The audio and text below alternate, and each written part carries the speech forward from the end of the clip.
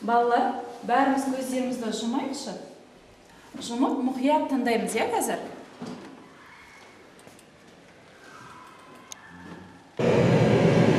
Жақсы. Ненің дауысы бұл? Судың дауысы, иә, балалар? Судың дедік, тағы ненің дедік? Көлдің, құдықтың. Бұның бәрі бір сөзбен судың дауысы дедік, иә? Сонда қалай ойлайсыздар, балалар? Біз бүгін не туралы өтеміз? Эксперимент жасаймыз ба? Неге су дегенде эксперимент есіңізге түсті ме, Дина? Не туралы өтеді екенбіз? Су туралы, иә? Өте жақсы, балалар. Олай болса, біздің бүгінгі сабағымыздың мақсаты судың физикалық қасиеттерін анықтау, дәмсіз, иіссіз, белгілі бір формасының болмауы және судың көздерін анықтаймыз, балалар.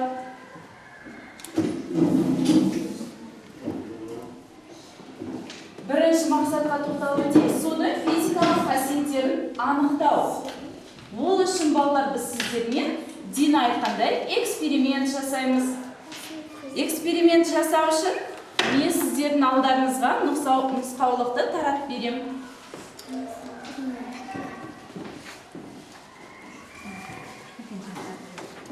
Бірінші, балалар, қарап алыңыздар. Дескриптор ұғымын былай қараймыз бәріміз. Тыңдайықшы бәріміз. Бір. Тәжірибе жасайды. Тәжірибе негізінде судың қасиеттерін анықтайды. Қазір әлі бастамаймыз. Уақыттарыңыз бар алдарыңызда, балалар. Бұл топқа.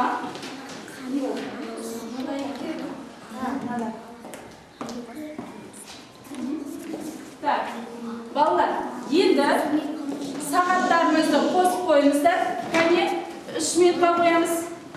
5 минут дейік. 5 минутқа қараймыз. 1, 2, 3. Бастадық, балалар.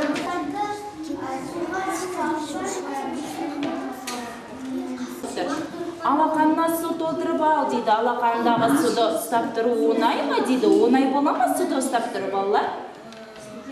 Алақанға суды толтырып аламыз қазір. Толтырып көріңіздер. Бәріңіз емес. Енді қараңыздар. Ұзақ уақыт ұстай аламыз ба? Ал егер бұлай кішкене ашсаңыздар, саусақтарыңызды ашыңыз. Не болып кетті? Төгіліп кетті. Демек, қандай қорытындыға келесіздер? Ойлаймыз. Бірінші топтан бастайық. Дания, сіз қандай жұмыс жасадыңыз? Судың пішінін анықтадық. Қалай оны анықтадыңыз? Біз оған әр ыдысқа су құйдық. Құйдыңыз. Сосын? Сосын оның пішінін нәтижесінде нені анықтадыңыз? нәтижесінде судың пішіні. Нені анықтадыңыз? Нені анықтадыңыз? Дауыстап айтамыз, оқушылар естімей тұр. Бұл топ, балалар, әртүрлі ыдысқа су құйып, оның нәтижесінде судың несін анықтапты? Пішінінің жоқтығын анықтапты. Жақсы. Ал сіздер? Тоқша.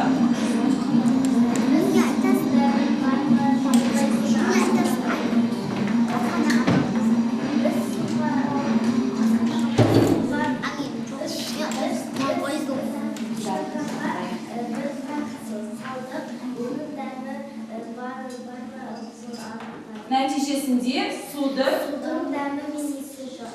Жақсы. Үшінші топ. Біз суға қарсы сызғышты салдық. Оның түсі жоқ екен, ол мөлдір екен. Біз оның түсін анықтадық. Нәтижесінде судың түсі жоқ. Жақсы. Төртінші топ. Біз суда алақанымызға қойдық. Жұмсақтарымызды шыққанда суға не істеді? Ағып кетті. Нәтижесінде су аққыш. Ой, жарайсыз, жақсы. Сонымен, балалар, Біздің суымыз қандай екен? Бірінші топ. Айта беріңіздер, қандай екен біздің суымыз? Мөлдір. Аха, мөлдір. Мөлдір болма, біздің суымыз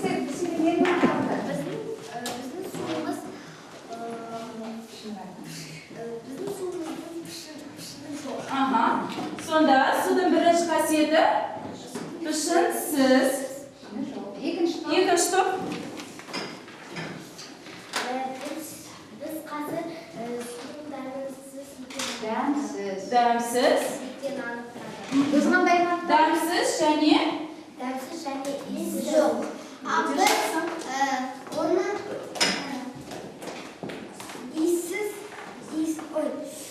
несіз екен? оның түсі жоқ екенін анықтады. Өте жақсы. Түссіз. Және соңғы төртінші топ. Біз оның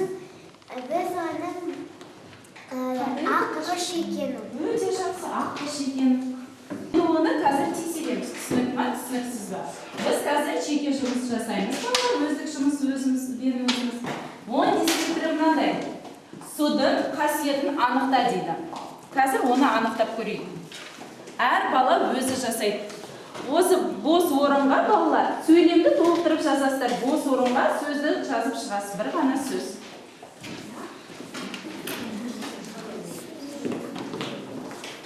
Так, балалар, оған шартпен бағып беріледі. Сағаттарыңызды бос қойып, оған қарап отыруды ұмытпаңыздар. Дания, қосыңыздар сағаттарыңызды. Қарап отыруды ұмытпаймыз.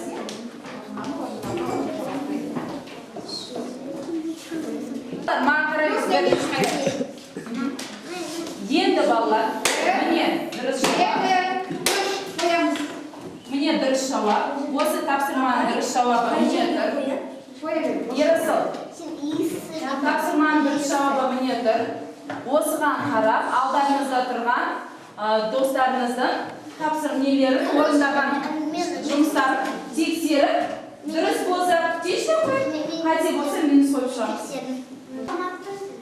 Нұрайла айтады, кері байланыс. Ол түсі деп жазып қойды. Негізінде оның түсі жоқ.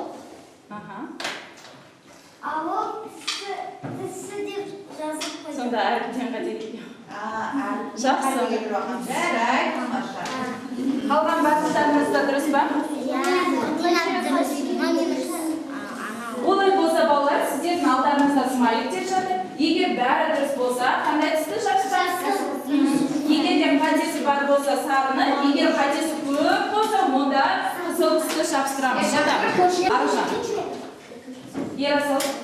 Ал бәріміз маған қарайсыз. Біз қазір судың несін анықтадық, балалар?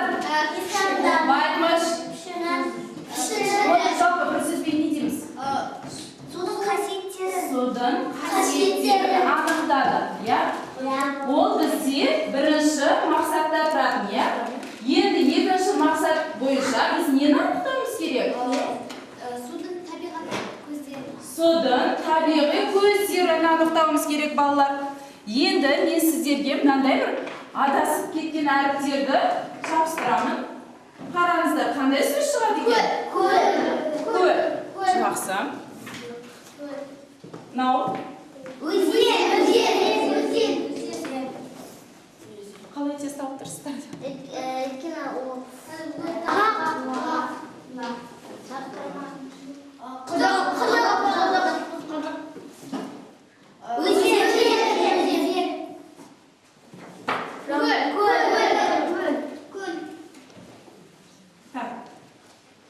Он дәлел ол. Ербол айтады. Құдықпен бұлақ дейді. Ал неге біз өзен мен көлден су іше алмаймыз? Маған кім жауап береді? Тапырас.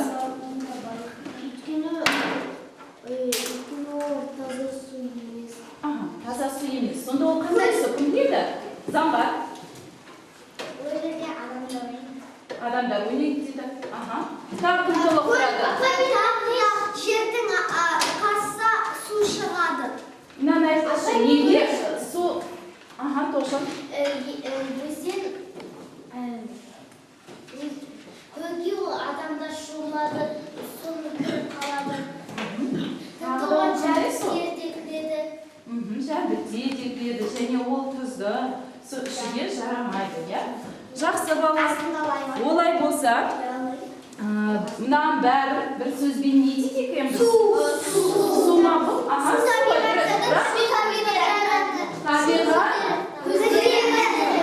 жақсы балалар, жарайсыздар. Үйге барған соң қарайсыздар, иә? Қазір біз келесі тапсырманы орындаймыз. Табиғи су көздерін жазады. Біз қазір екінші мақсатқа жете алдық па, жоқ па, соны анықтаймыз. Бізде мақсат бойынша судың табиғи көздерін анықтау. Көрейік, анықтай алдыңыздар ма, жоқ па? Мына жерде балалар жұппен жұмыс жасаймыз. Жұппен осы орындарға табиғи су көздерін аттарын жазып шығасыздар. Ойланыңыздар, тағы қандай табиғи су көздері болуы мүмкін?